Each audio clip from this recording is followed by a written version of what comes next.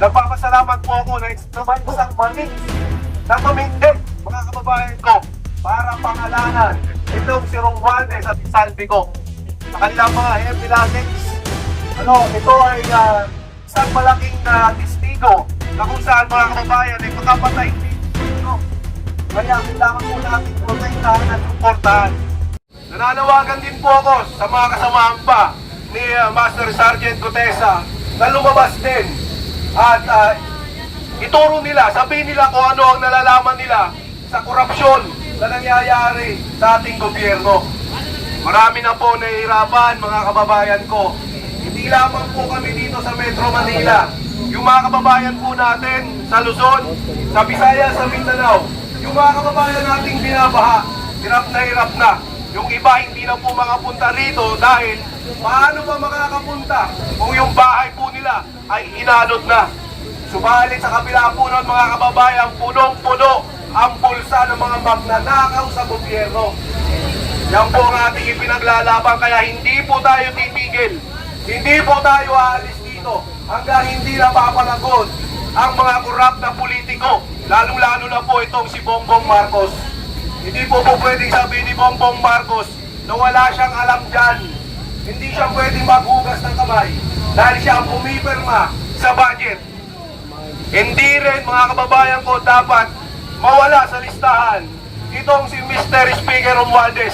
Kasi nakita ko po yung mga listahan ng mga kinasuhan na parang si Salvi ko lang ang medyo inalay nila. Si Romualdez wala po doon. Paano po kaya yung testigo, yung sinabi ni Master Sergeant Gutesa na siya ay nagdi-deliver ng pera sa bahay po ni Romualdez? Mr. Chairman Ping Lacson, siguro nabulaga ka sa testigo na yon. Siguro naman, baka po pwede pag-aralan mong mabuti ang mga salaysay. Kasi ngayon po, mga kababayan ko, ay tinitira po nila yung naglabas po ng katotohanan. Tinitira nila sa kadahilangan yung notaryo daw. Hindi daw yung abogado ang pumirma sa notaryo. Kadalasan po, ganito nangyayari, di ba? Pag dito sa Maynila, pag nagpanotaryo ka, tama po, pangalan ng abogado, may tricycle. Pero kalimitan, wala po doon yung abogado. At iba po ang pipirma niyan. Ganun po nangyari. Sapat na po, mga kababayan ko, yung panunumpa ni Master Sergeant Gutesa doon sa Senado. Kaya nga po, inaangaan ko po yung Marines na yan, mga kababayan, talagang saludo po tayo. Kaya nga po, hindi po tayo aalis dito. At tayo rin po ay patuloy pang nananawagan sa mga kababayan kong Pilipino. Kung may oras naman po kayo, bandang hapon, dumaan po kayo dito. Pagkagaling nyo po sa trabaho, dumaan po kayo dito. Hindi lamang po kami ang ninakawan at patuloy na nanakawan ng mga mapagsamantalang leader, mapagsamantalang politiko. Kasama rin po kayo, yung mga nag-uopisina. Kayo rin po nag-overtime pa kayo. Ninanakawan din kayo. Yung mga maliliit natin, mga kababayan, mga Pilipino. Kung gusto nyo ng pagbabago, tayo mismo, simulan natin para sa kinabukasan ng mga anak natin. Huwag nating iasa ang laban sa mga retired general. Kulang po sila. Kailangan namin ang tulong nyo. Huwag natin iasa ang laban sa mga tao na nakikita nyo nandito sa Liwasa Bonifacio. Talampagin natin sila, mga kababayan. Milyon-milyon ang lumabas noong nakaraan, pero konti lang ang sumisigaw na kontra-korupsyon at pababain si Marcos. Oo, kontra-korupsyon sila. Subalit yung pababain si Marcos, hindi po nila maisigaw. Bakit? Magkano ang ibinayad sa inyo, mga animal kayo? Ipagpapalit nyo ang pera kesa sa pagdurusa ng mga kababayan nyo. Abay, hindi na po tama yan. Kailangan mag-isip-isip ang mga kababayan nating Pilipino. Lumabas po kayo, yung po ang hiling namin. Magparami tayo.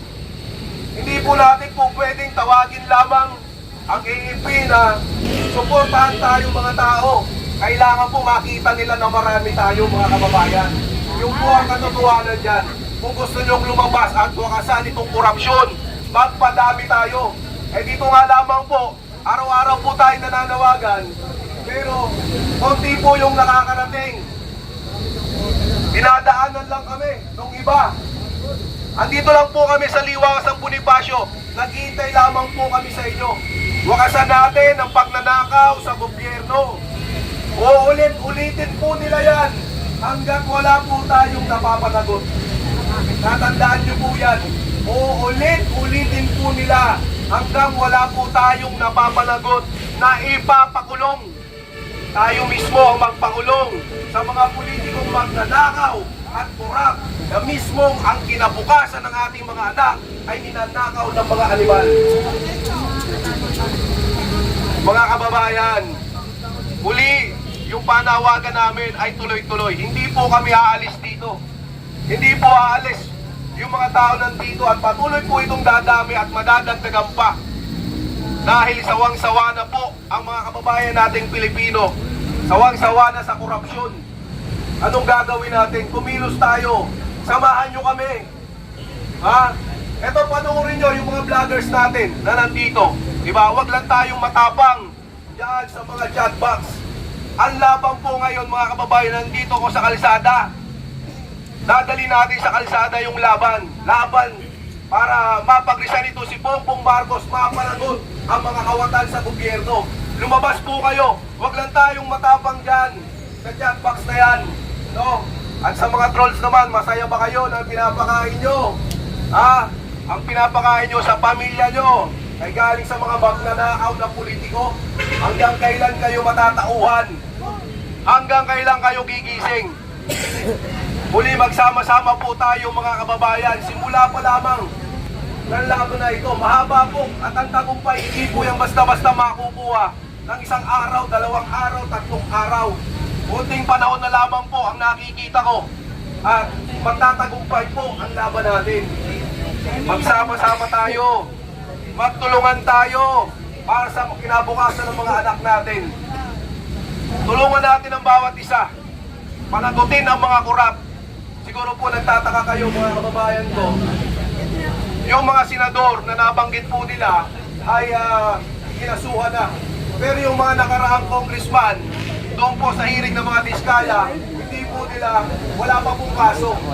Parang napakabagal ng hustisya. Gusto po nilang pauwiin si Saldico.